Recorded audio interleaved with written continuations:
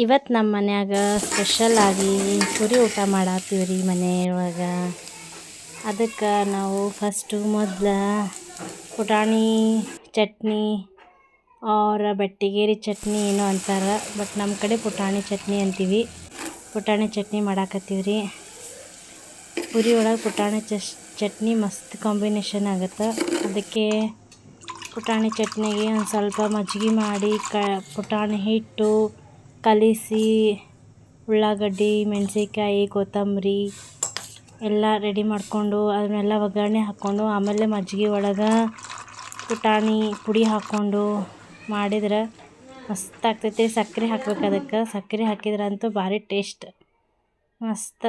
2 ತಿನ್ನೋರು ಪುಡಿ 4 ತಿಂತಾರೆ ಪುರಿನ. ನೋಡಿರಿ, ನೋಡೋಕೆ ಎಷ್ಟು ಮಸ್ತ್ ಆಗೈತಿ, ಇನ್ನು ತಿನ್ನಕ್ಕಂತೂ ಇನ್ನೂ ಸೂಪರ್ ಆಗಿತ್ತು.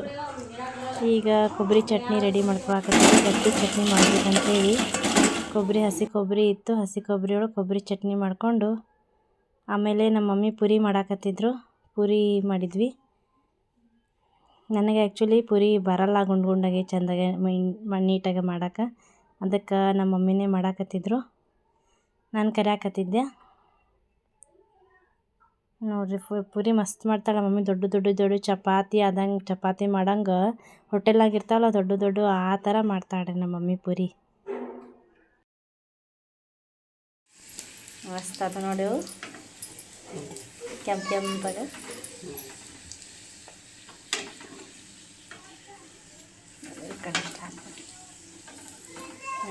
ಮಸ್ತ್ ಅದ ನೋಡಿ.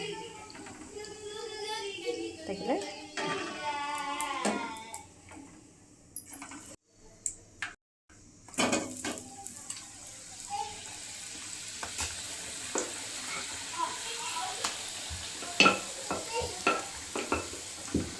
ದೊಡ್ಡ ಹೊಟ್ಟೆದಾಗ ಹಿಂಗೆ ಇತ್ತು. ಹಾಂ, ದೊಡ್ಡ ಇತ್ತು.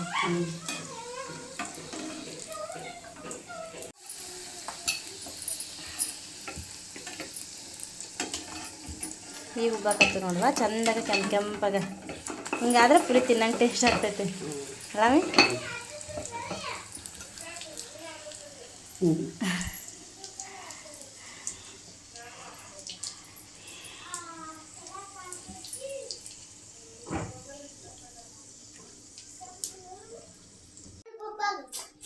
ಇದು ಗಟ್ಟಿ ಚಟ್ನಿ,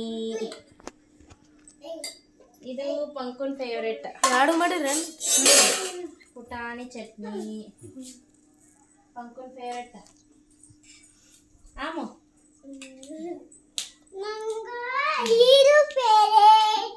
ಖಾಲಿ ಬಡಿಸ್ಬೇಕು.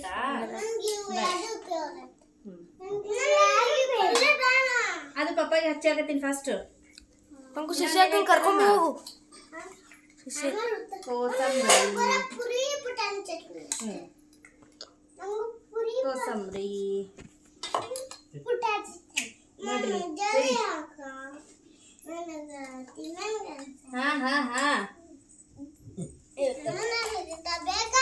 ಏನಿಂದರ ಇಂದರ ಹಚ್ಚಿತೀನಿ ಬಿಡ್ಸತ್ಗೆ ನೋಡಿಕಿ ಪಂಕು ಗೊಟ್ಟ.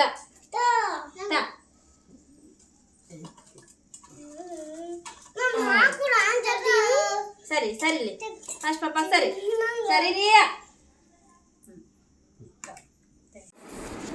ಹಾಯ್ ಮಾಡ್ರಿ ಎಲ್ಲರೂ.